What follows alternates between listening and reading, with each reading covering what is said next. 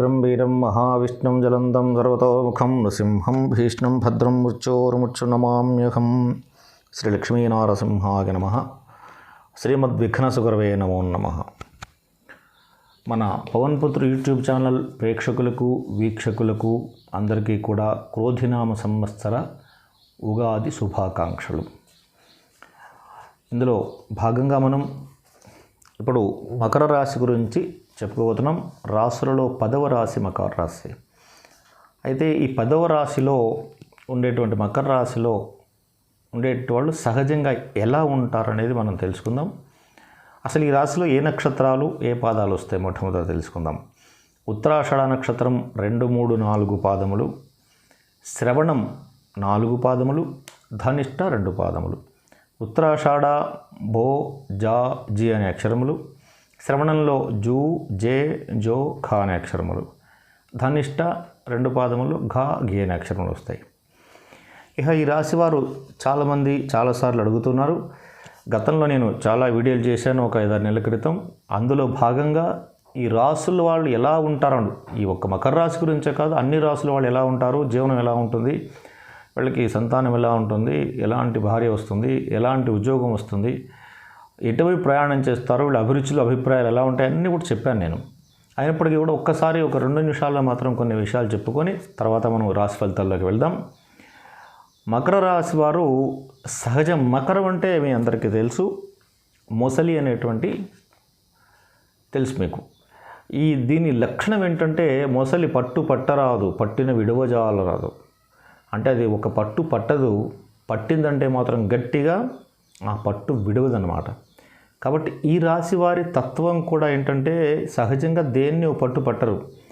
పట్టిరారుంటే మాత్రం ఇంకా ఆ పని అయిపోయేంత వరకు ఒక పని గురించి మొదలు పెట్టారు అసలు తొందరగా మొదలు పెట్టారో ఆ పని పూర్తయ్యేంత వరకు వీళ్ళు నిర్విఘ్నంగా ఎటువంటి భోజనము నిద్ర అన్నీ వదిలేసి ఆ పని పూర్తయ్యేంత వరకు కూడా వదిలిపెట్టకుండా ప్రయత్నం చేస్తూ ఉంటారు. కాకపోతే ఈ రాశి వారికి ఒక చెడ్డ లక్షణం ఏంటంటే సోమరితనం ఎక్కువగా ఉంటుంది, బద్ధకం ఎక్కువగా ఉంటుంది.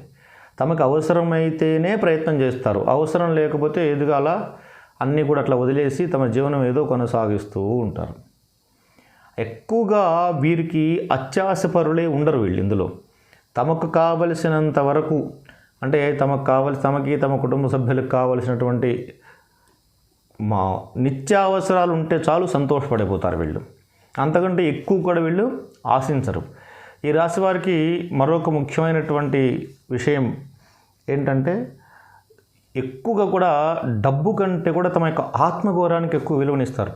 అంటే వీళ్ళు డబ్బు ఇచ్చి ఎటువంటి చెడు పని చేయమన్నప్పటికీ కూడా చేయడానికి ఇష్టపడకుండా తమ యొక్క గౌరవాన్ని ఇస్తేనే ఆ పనికి ముందుకు వెళ్తారు, కానీ లేదంటే ఆ పనిలో ముందుకు మాత్రం వెళ్ళరు. ఎంతో నమ్మకస్తులుగా ఉంటారు వీళ్ళు. మంచి హార్డ్ వర్క్ చేసేటువంటి మెంటాలిటీ ఎక్కువగా ఉంటుంది. అతి వేగంగా పనులు పూర్తి చేయాలి అనేటువంటి తత్వం కూడా ఎక్కువగా ఉంటుంది. ఇది సింపుల్గా ఈ రాశి గురించి చెప్పుకునేటువంటిది.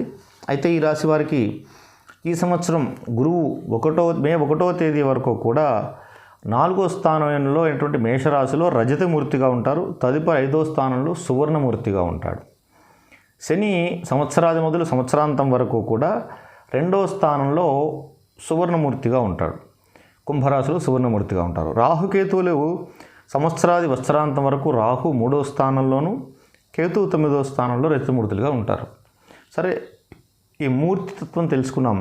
ఈ మూర్తితత్వం వల్ల మనకి ఏమొస్తుంది ఫలితాలు అని చెప్పేసి అంటే ఆదాయం అనేటువంటిది 14, ఖర్చు కూడా 14 వ్యయం. పూజించేటువంటి వాళ్ళు 3, అవమానించేటువంటి వాళ్ళు 4గా ఉంటారు.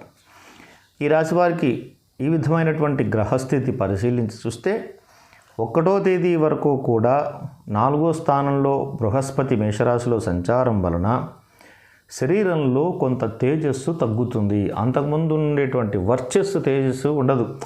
ఏదో కోల్పోయిన వాళ్ళ మాదిరిగా నిర్లిప్తంగా కనపడుతూ ఉంటారు. అంటే మనం ఎప్పుడే కనుక నిద్ర లేచిన వాళ్ళు ఎలా ఇట్లా డల్గా ఉంటారో అలా ఒక నిర్లిప్త భావంతో ముఖంలో కానీ శరీరంలో కానీ కళా కాంతి వర్చస్సు లేకుండా ఉంటారు. ధన సంబంధ విషయాల్లో కూడా విపరీతమైనటువంటి హాని ఏర్పడుతుంది.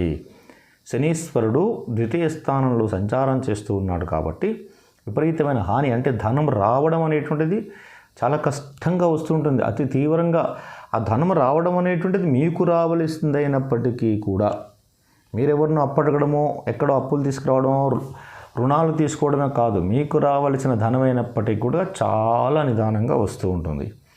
స్థాన మార్పిడి జరిగే అవకాశం కనపడుతోంది. అంటే ఉద్యోగరీత్యా కావచ్చు, వ్యాపార రీత్యా కావచ్చు, లేదంటే మీరు ఉంటున్నటువంటి ఇంటి రీత్యా కావచ్చు, ఏదో ఒక రకంగా మీకు స్థానచలనం కలుగుతుంది. ఆల్రెడీ ఇప్పటికే స్థానచలనం కలిగి ఉంటే ఇంకా జరగదు. కలగకపోతే మాత్రం ఖచ్చితంగా ఉన్నటువంటి స్థానం నుంచి మరొక స్థానానికి వెళ్ళవలసిన అవసరం ఏర్పడుతుంది. ఖర్చుల విషయంలో కూడా వృధా ఖర్చులు ఎక్కువగా ఉంటాయి. ఖర్చుల విషయంలో వృధా ఖర్చులు అంటే అది తర్వాత వెనక్కి తిరిగి చూసుకున్నట్లయితే ఈ ఖర్చు పెట్టకుండా ఉంటే బాగుండేదే అనేటువంటి అభిప్రాయం కలిగించే ఖర్చులు ఉంటాయి. ఉద్యోగ రంగంలో కానీ, వ్యాపార రంగంలో కానీ, రాజకీయ రంగంలో కానీ, స్వయం వృత్తి రంగాల వారు కూడా అందరూ అతి జాగ్రత్తగా ఉండాలి. లేనట్లయితే చాలా ఇబ్బందులు కలుగుతాయి. అతి జాగ్రత్తగా ఉన్నట్లయితే కొంతవరకు మీరు కష్టాల నుంచి, నష్టాల నుంచి, దుఃఖాల నుంచి గట్టెక్కగలుగుతారు. విపరీతమైన శ్రమతో మాత్రమే కార్యక్రమాలన్నీ కూడా పూర్తి చేయగలుగుతారు. మీరు ఏదైనా చేయండి, చిన్న పని కూడా, అది మీకు ఎప్పుడు కూడా అతి సులువుగా అయ్యేటువంటి పని కూడా చాలా కష్టపడి చేయవలసి వస్తుంది. కీర్తి భంగం కలుగుతుంది మీకు. అంటే బయట ప్రపంచం అన్ని చోట్ల కూడా మిమ్మల్ని గురించి చెడుగా ఆలోచించటము, మిమ్మల్ని బ్లేమ్ చేయడము, గతంలో మీరంతా మంచివాడు, ఇంద్రుడు, చంద్రుడు, రాముడు, కృష్ణుడు అని పొగిడినటువంటి వాళ్ళు కూడా ఇప్పుడు మళ్ళీ మిమ్మల్ని ఏదో ఒక దుర్మార్గ దృష్టితో చూస్తూ తద్వారా మిమ్మల్ని బ్లేమ్ చేసే అవకాశం ఎక్కువగా ఉంటుంది. శుభకార్యాలందు ఆటంకాలు కలుగుతాయి. మీరు వివాహం అనుకుంటున్నారో, గృహప్రవేశం అనుకుంటున్నారో, ఏదైనా ఇల్లు కట్టాలనుకుంటున్నారో, ఏదైనా ఒక శుభకార్యం తలపెట్టి ఉన్నట్లయితే దాంట్లో ఖచ్చితంగా ఆటంకాలు ఏర్పడతాయి. కాబట్టి ఈ ఆటంకాలు అధిగమించి నేను ముందుకు వెళతానని ఆత్మస్థైర్యంతో మాత్రమే మొదలుపెట్టండి. లేకుంటే ఆత్మస్థైర్యం లేకపోతే మొదలుపెట్టకండి. ఎక్కువగా ప్రయాణాలు చేయాల్సి వస్తుంది. ఎందుకంటే విపరీతమైన భ్రమణం త్రిప్పట కూడా ఉంటుంది మీకు. ఆరోగ్య విషయంలో కూడా ఒక్కొక్కసారి ఒకంత భయం వేస్తుంటుంది. ఎంతకాలం ఆత్మస్థైర్యంగా ఆత్మబుద్ధి సుఖం చేయవా అన్నట్టు, ఆత్మబుద్ధితో సుఖంగా ఉన్నాం మనకేంటిలే అని చెప్పేసి మనం ఏదో బాగా కాన్ఫిడెంట్ లెవెల్స్, ఆత్మవిశ్వాసం ఎక్కువగా ఉన్న వాళ్ళకు కూడా తరచుగా ఏదో ఒక అనారోగ్యం ఏర్పడడం వలన అయ్యో నాకు ఏదో అయిపోతుందేమో అనేటువంటి ఒక భయం ఏర్పడుతుంటుంది. ఏ పని మొదలుపెట్టినప్పటికీ కూడా నత్తనడక నడుస్తుంటుంది. అంటే మీరు ఏదైనా మీరు ఎంత వేగంగా పూర్తి చేసినా, మీకు ఎంత వేగంగా ఆ పనుల్లో సహాయపడి ఇతరులు సహాయం చేసినప్పటికీ కూడా ఆ పనులు నత్తనడక తప్పనిసరి. కంటి సంబంధమైన వ్యాధి కలుగుతుంది. ద్వితీయ స్థానంలో శని సంచారం చేస్తున్నాడు కాబట్టి జ్యోతిష్ శాస్త్రంలో ద్వితీయము ధన, వాక్కు, కుటుంబ, నేత్రస్థానం అని ఇలా చెప్తాం. కాబట్టి కంటికి సంబంధించిన వ్యాధి ఏదైనా మొదలై మీరు జాగ్రత్త పడితే అది వెంటనే తగ్గిపోయే అవకాశాలు కూడా ఉంటాయి.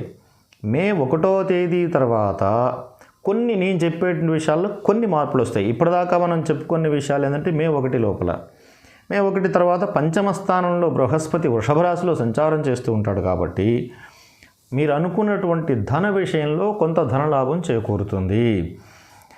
అట్లాగే చేపట్టిన కార్యాలను తప్పనిసరిగా, అందుకే మీరు ఏం చేస్తారంటే ఏ కార్యం చేపట్టాలన్నా కూడా మే 1వ తేదీ లోపల ఎటువంటి పరిస్థితులు మొదలెట్టకండి. మే 1 తర్వాత మొదలుపెట్టండి. శని యొక్క ఎఫెక్ట్ ఉన్నప్పటికీ కూడా గురువు పంచమ స్థానంలో వృషభ రాశిలో సంచారం చేస్తుంటాడు కాబట్టి అప్పుడు మీరు చేసే కార్యాలన్నీ కూడా విజయాన్ని సాధించడంలో కీలక పాత్ర ఉంటుంది. కాబట్టి అప్పుడు మొదలుపెట్టండి. దైవానుగ్రహం వలన చాలా రోజులుగా ఎదురు చూస్తున్న ఒక కార్యాన్ని దిగ్విజయం చేస్తారు. మీరు ఎన్నో రోజులుగా ఒక పని అనుకుంటున్నారు, ఇల్లు కట్టుకోవడమో, ప్లాట్ కొనుక్కోవడమో, వాహనం కొనుక్కోవడమో, ఒక ఇంట్లో పెళ్లి చేయడమో, ఏదో ఒక కార్యం, గట్టి కార్యం అనుకుంటున్నారు, దాన్ని తప్పనిసరిగా నెరవేరుస్తారు. బంధుమిత్రుల సహాయ సహకారాలు కూడా తప్పనిసరిగా తీసుకోండి. నేను ఒక్కడినే చేస్తాను, చెప్పాను కదా మకర రాశి వాళ్ళకి విపరీతమైన మొండి పట్టుదల ఉంటుంది కాబట్టి నేను ఒక్కడినే ఎందుకు చేయలేని చేస్తాను అనేటువంటి ఆ పట్టుదలకు పోకుండా తప్పనిసరిగా బంధువులు, మిత్రులు వాళ్ళతో సహాయం పొంది ఈ కార్యక్రమాన్ని విజయవంతం చేయండి. వ్యాపార రంగంలో ఉన్న వాళ్ళు కూడా అతి జాగరూకతో మాత్రమే లాభాలు పొందగలరు. ఎందుకంటే ద్వితీయ స్థానంలో శని సంచారం వలన మీరు ఇచ్చేటువంటి అప్పులు తిరిగి రాకపోవచ్చు, గొడవలు కావచ్చు, వివాదాలు కావచ్చు, నష్టాలు రావచ్చు, కష్టాలు రావచ్చు, దుఃఖాలు ఏర్పడవచ్చు. మరీ ముఖ్యంగా డబ్బు ఎగవేసి పారిపోవచ్చు కూడా వాళ్ళు.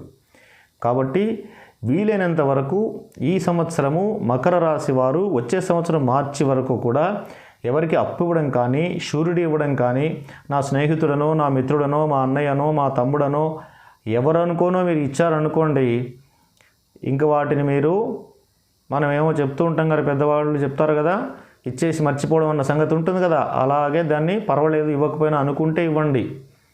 లేదంటే మాత్రం ఏదో ఒకటి చెప్పి తప్పించుకొని డబ్బులు ఇవ్వడం అనేటువంటి దాని గురించి వీలైనంతగా తప్పించుకోవడం మంచిది. లేదంటే మాత్రం ఖచ్చితంగా ధన విషయంలో మీరు ఎవరికి ఇస్తారో వాళ్ళతో ఇప్పటికీ ఇచ్చి ఉంటే వివాదం జరుగుతుంది, ఇవ్వకపోయినట్లయితే ఇవ్వకండి. ఇచ్చారంటే మాత్రం గొడవలు అవుతూ ఉంటాయి. రాజకీయ రంగంలో ఉన్న వారికి పదవీ యోగం ఖచ్చితంగా కలుగుతుంది. అట్లాగే గృహ నిర్మాణానికి చేసే ప్రయత్నాలన్నీ కూడా అప్పుడు నెరవేరుతాయి. మే 1 లోపల ఇందాక అంతా నెగిటివ్గా ఉంది మీకు. మే 1 తర్వాత గురువు యొక్క సహకారం వలన అంత పాజిటివ్గా ఉంది. కాబట్టి మే 1 తర్వాత మీ ప్రయత్నాలన్నీ కూడా ప్రయత్నించండి. ప్లాట్ కొనుక్కోవడమో, ఇల్లు కొనుక్కోవడమో, వాహనం కొనుక్కోవడమో, లేదా వివాహ ప్రయత్నాలు చేయడమో, జీవితంలో ఏ శుభకార్యం చేయాలనుకుంటున్నారో దాన్ని కొంచెం వేగవంతం చేయండి. ఉన్నత స్థానంలో ఉన్నటువంటి వ్యక్తుల పరిచయాలను ప్రయోజనాలు పొందుతారు. అట్లాగే పుణ్యక్షేత్ర సందర్శన, నదీ స్నానాలు కూడా చేస్తారు. శని ద్వితీయ స్థాన సంచారం వల్ల మధ్యలో ఆరోగ్యరీత్యా ధన వ్యయమవుతూ ఉంటుంది. ద్వితీయ స్థానంలో ధనము కూడా 12వ స్థానంలో కానీ ద్వితీయ స్థానంలో కానీ శని ధనాన్ని విపరీతంగా తిరిగి రానటువంటి ఖర్చులకి పెట్టిస్తాడు. మనతో తిరిగి రానటువంటి ఖర్చులు ఏముంటాయి? అయితే మందులకు కానీ, లేకపోతే ఎవరికైనా ఇచ్చి మోసపోవడం కానీ, లేదా ఎవరికైనా ఇచ్చి నష్టపోవడం కానీ, లేదంటే వృధాగా తిరగడం వల్ల కానీ ధనం ఎక్కువగా ఖర్చు అవుతూ ఉంటుంది. ఇక్కడ ధనస్థానంలో ఉన్నాడు కాబట్టి ఆ ధనాన్ని ఆరోగ్యరీత్యా ఖర్చు పెట్టిస్తాడు మీకు. ప్రభుత్వంచే కూడా కొన్ని ఇబ్బందులు ఏర్పడతాయి. సరైన సమయానికి భోజనము, నిద్ర ఉండకపోవచ్చు. ధన విషయంలో ఇంతకుముందు నేను చెప్పినట్టుగా వివాదాలు ఏర్పడే అవకాశం ఉంది సుమా. కుటుంబ సభ్యులతో అంటే ధన, వాక్కు, కుటుంబ స్థానంలో కూడా శని. కాబట్టి కుటుంబ సభ్యులతో కానీ, లేదా మిత్రులతో కానీ, లేదా స్నేహితులతో కానీ, లేదా ఆత్మీయులతో కానీ అకారణంగా కలహాలు ఏర్పడడం జరుగుతుంది. అంటే మీకు సంబంధం లేకుండానే మీ యొక్క మాట కూడా కఠినంగా, కటువుగా వస్తుంది. అది మీకు తెలియదు, కఠినంగా వస్తుంది, కటువుగా వస్తుంది. దీనివల్ల ఎదుటి వాళ్ళు బాధపడతారు, మనస్పర్ధలు గురవుతారు అని చెప్పి మీకు తెలియదు. దానివలన మీరు ఏం చేస్తారంటే చాలా జాగ్రత్తగా మాట్లాడుతూ ఉండండి. చాలా జాగ్రత్తగా మాట్లాడుతూ ఉండండి. ఇంకొకటి, మీరు మాట్లాడే ప్రతి మాట కూడా చాలా విలువగా, పొదుపుగా దాచిపెట్టుకొని మాట్లాడండి సంవత్సరం. ఎందువలనంటే జిహ్వాగ్రే బాంధవాహ, ఈ నాలుక చివరిలోనే బంధువులు ఉన్నారట శాస్త్రం చెప్తుంది. జిహ్వాగ్రే బంధనాహ, ఈ నాలుక చివరిలోనే బంధనం కూడా. బంధనం అంటే తెలుసు కదా, జైలుకి వెళ్ళడం. అంటే మన మాటనే ఒక్కొక్కసారి బంధువుల్ని కల్పిస్తుంది. ఆ బంధువులే కాకుండా మిత్రులు, స్నేహితులు మనల్ని ఇబ్బంది పెట్టేటువంటి అవకాశాలు కూడా ఉన్నాయి. కాబట్టి వాక్స్థానంలో శని సంచారం చేస్తున్నాడు. కాబట్టి మీరు ఈ సంవత్సరం మీ మాటలను చాలా జాగ్రత్తగా ఉండకపోయినట్లయితే అందరితో, మీ యొక్క కుటుంబ సభ్యులే కాదు, భార్యాపిల్లలే కాదు, శత్రువులే కాదు, మిత్రులే కాదు, స్నేహితులే కాదు, ఆత్మీయులే కాదు, ఎవరితో అయినా సరే మీరు చాలా జాగ్రత్తగా వ్యవహరించకపోయినట్టయితే విపరీతమైన వివాదాలు ఎదుర్కొని మనశ్శాంతి లేకుండా ఉండవలసి వస్తుంది. విద్యార్థులు తమ యొక్క విద్యలో మంచి ప్రజ్ఞాపాఠవాలు ఏర్పడతాయి. ఈ సంవత్సరం విద్యార్థులు ఎవరైతే ఉన్నారో వాళ్ళ యొక్క తమ యొక్క ప్రతిభను వెలికితీసి విద్యలో, చదువులో మంచి ర్యాంకులు పొందుతారన్నమాట. రాహు 3వ స్థానంలో ఉండడం వలన అన్నదమ్ములతో మాత్రం చాలా జాగ్రత్తగా ఉండండి. ఎందుకంటే ఈ అన్నదమ్ములు ఎవరైతే ఉన్నారో మీకు ఒక భ్రమ కల్పించి మీతో సహకరిస్తున్నట్టుగా సహకరించి ఆ తర్వాత మిమ్మల్ని వాళ్ళు ఏదో ఒక రకంగా అవమానాలకు కానీ, కష్టాలకు కానీ, నష్టాలకు కానీ, లేదా మోసం కూడా చేయవచ్చు ఒక్కొక్కసారి. ఇది జరిగే అవకాశం ఉంది. కాబట్టి చాలా జాగ్రత్తగా ఉండండి. అనవసరంగా వృధా ప్రయాస, అంటే ఏ పని చేసినప్పటికీ కూడా బాగా ప్రయాసపడి, కష్టపడి, నష్టపడి, దుఃఖపడి వెళుతున్నప్పటికీ కూడా ఒక్కొక్కసారి పని కాకుండా ఉండే అవకాశం ఉంది. తండ్రి ఆరోగ్యం కానీ, తండ్రి తరఫున బంధువుల యొక్క ఆరోగ్యం కానీ కొంత ఇబ్బందికరంగా అయ్యి మీకు తీవ్ర ఆందోళన కలిగించేటువంటి సందర్భం కూడా వస్తుంది. అనుకోకుండా ప్రయాణాల్లో కష్ట నష్టాలు కూడా ఏర్పడవచ్చు. మీరు ఏదో కొన్ని ప్రయాణాలు చేయాల్సి వస్తుంది ఆకస్మికంగా, దాంట్లో కష్టాలు నష్టాలతో కూడిన ప్రయాణాలు కూడా ఉంటాయి. ఆర్థిక విషయమే ఒక్కొక్కసారి చాలా జాగ్రత్తగా ఆలోచించవలసి వస్తుంది. ఈ విషయం చాలా జాగ్రత్తగా మరీ ముఖ్యమైనటువంటి సూచన. ఈ సంవత్సరం మకర రాశి వాళ్ళు ధన విషయంలో కనుక మీరు జాగ్రత్తగా లేకపోయినట్లయితే మీరు చాలా ఇబ్బందులు, జీవితంలో ఎన్నడూ చవి చూడనటువంటి ఇబ్బందులు, కష్టాలు, నష్టాలు ధన విషయంలో ఎదుర్కోవాల్సి వస్తుంది సుమా. కాబట్టి జాగ్రత్త వహించండి. ఏ ప్రయత్నాలు చేసినప్పటికీ కూడా మే 1వ తారీఖు తర్వాత చేయడం వల్ల బాగుంటుంది. అట్లాగే వివాహ ప్రయత్నం కూడా ఎవరికైతే ఉంటుందో వివాహ ప్రయత్నం కూడా జరుగుతుంది. ఏ పని చేసినప్పటికీ కూడా 1కి 10 సార్లు కాదు, 1కి 100 సార్లు ఆలోచన చేయడం చాలా ఉత్తమం. భూ సంబంధ వ్యాపారాలు చేసేవారు చాలా జాగ్రత్తగా మసలుకోవాలి, లేదంటే నష్టపోయే అవకాశం ఎక్కువగా ఉంది.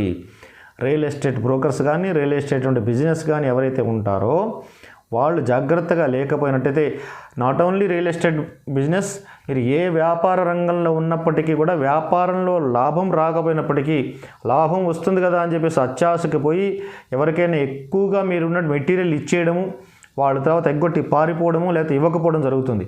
లాభం తక్కువ వచ్చినప్పటికీ పర్వాలేదు, కానీ మీరు స్వల్ప లాభంతో మీకున్న వ్యాపారాన్ని కొనసాగించండి. అత్యాశకి పోయి మీరు ఆ మెటీరియల్ ఇచ్చేయడము, ఆ గూడ్స్ ఇచ్చేయడం వలన వాళ్ళు ఆశ కల్పించడం, తర్వాత మీకు ఇవ్వకపోవడం, ఎగ్గొట్టి పారిపోవడం జరిగే విషయాలు ఉన్నాయి. కాబట్టి ఉంటే మీ ధనం మీ దగ్గర ఉంటుంది, మీ స్టాక్ మీ దగ్గర ఉంటుంది, దానివల్ల నష్టం లేదు. ఇవాళ కాబట్టి రేపు అమ్ముకోవచ్చు. కానీ ఏదో లాభం వస్తుందని ఆశ కలిగి ఇచ్చేసారనుకోండి, మొత్తానికి మోసం జరిగే అవకాశం ఉంటుంది. కాబట్టి వ్యాపార రంగంలో ఉన్నవారు, మరీ ముఖ్యంగా వడ్డీ వ్యాపారస్తులు, ఎందుకంటే వీళ్ళు డబ్బులు ఇచ్చేసి ముందుగా తర్వాత మోసపోతూ ఉంటారు కొంతమంది. ఆ వడ్డీ వ్యాపారం చేసేవాళ్ళు మరీ జాగ్రత్తగా ఉండాలి. కొన్ని సందర్భాల్లో దైవంపై సాంప్రదాయాలు కూడా ఆసక్తి ఇవన్నీ జరుగుతూ ఉండేసరికి అసలు ఇన్ని చేస్తున్నాను, ఇన్ని పూజలు చేస్తున్నాను, ఇన్ని అర్చనలు చేస్తున్నా, ఇన్ని అభిషేకాలు చేస్తున్నా, ఇన్ని హోమాలు చేస్తున్నా, ఇన్ని వ్రతాలు చేస్తున్నా, ఇన్ని పుణ్యక్షేత్రాలకు వెళ్తున్నా, ఇన్ని కార్యాలు చేస్తున్నా, నాకేం మంచి జరగడంలే అనేటువంటి మనస్సుకి ఆందోళన కలిగించే అంశం ద్వారా అసలు భగవంతుడిపైన, మన సాంప్రదాయాలపైన ఒక్కొక్కసారి సందేహం కలుగుతుంది. అటువంటి సందేహాన్ని దగ్గరకు రానివ్వకండి. ప్రభుత్వం నుంచి లేదా ఇతరుల నుంచి రావలసిన బకాయాలు, రుణాలు ఏవైతే ఉన్నాయో కొంతవరకు మాత్రమే మీరు పొందగలుగుతారు. కళారంగంలో ఉన్న వారికి మీ కృషికి తగినటువంటి అవకాశాలు వచ్చినప్పటికీ కూడా తద్వారా కొంతవరకు గుర్తింపు కూడా లభించే అవకాశం ఉంది. ఇంకా మరిన్ని ఫలితాలు మీరు పొందాలని చెప్పేసి అనుకుంటే, మీకు ఎక్కడైతే శని క్షేత్రం ఉందో, మనకు ఆంధ్రప్రదేశ్లో తూర్పుగోదావరి జిల్లాలో మందపల్లి అని ఒక క్షేత్రం ఉంది. అక్కడ శనీశ్వరుడి చేత ప్రతిష్ఠింపబడినటువంటి ఈశ్వరలింగం ఉంది. అక్కడ వెళ్ళి ప్రదక్షిణ చేసుకోండి, అక్కడ వెళ్ళి అభిషేకం చేయించుకోండి. లేదంటే మహారాష్ట్రలో శని సింగణాపురం మన అందరికీ తెలుసు, ప్రఖ్యాతమైనటువంటి శని క్షేత్రం అది. అక్కడికి వెళ్ళి ఒకసారి పూజ చేసుకొని వచ్చినట్లయితే, లేదంటే మనకి తెలంగాణ ప్రాంతంలో మెదక్ జిల్లాలో వర్గల్ అనేటువంటి సరస్వతి అమ్మవారి క్షేత్రం ఉంది. ఆ క్షేత్రంలో కూడా శనీశ్వరుని స్థాపన చేశారు అక్కడ వారు.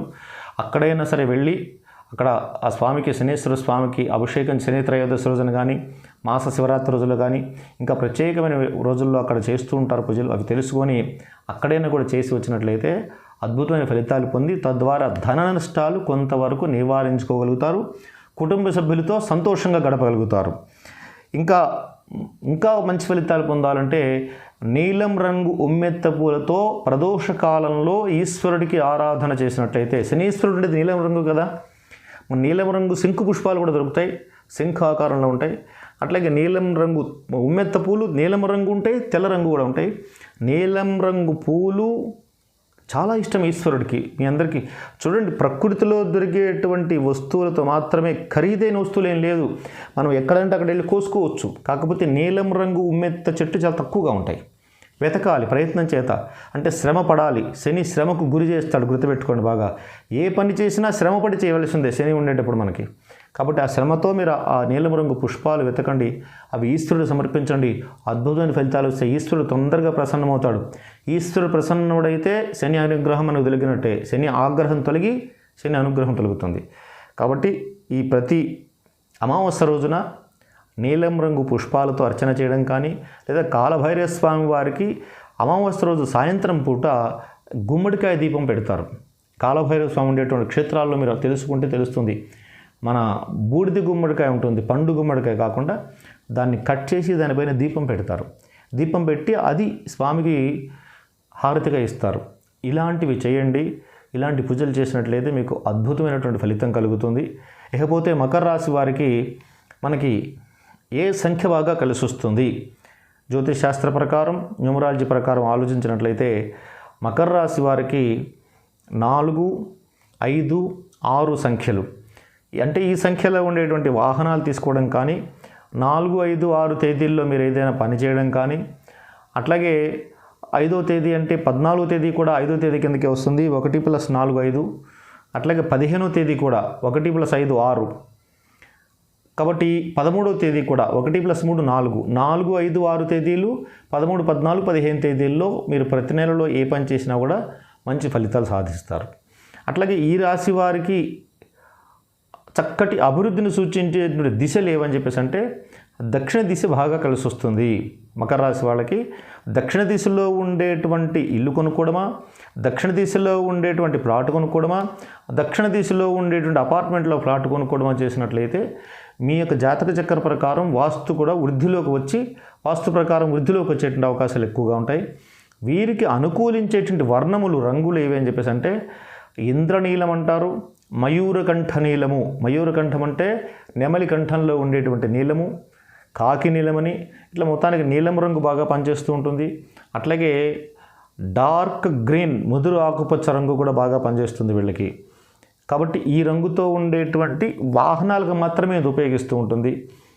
ఆ తర్వాత వీరు నీలం రంగు కానీ, నీలం రత్నము కానీ, లేదా జాతిపచ్చ రత్నం కానీ పెట్టుకున్నట్లయితే ఇంకా అద్భుతమైన ఫలితాలు ఉంటాయి. ఇవి కాకుండా మీ వ్యక్తిగత జాతకాలు చూసి కూడా కొంత నిర్ధారించాల్సి ఉంటుంది. ఇవి ర్యాండమ్గా ఒక రాశి గురించి చెప్పేటప్పుడు ఇటువంటి విషయాలు మేము చెప్పడం జరుగుతుంది. కాబట్టి వీటన్నిటిని పాటించి మీరు విజయం సాధించాలని కోరుకుంటున్నాను.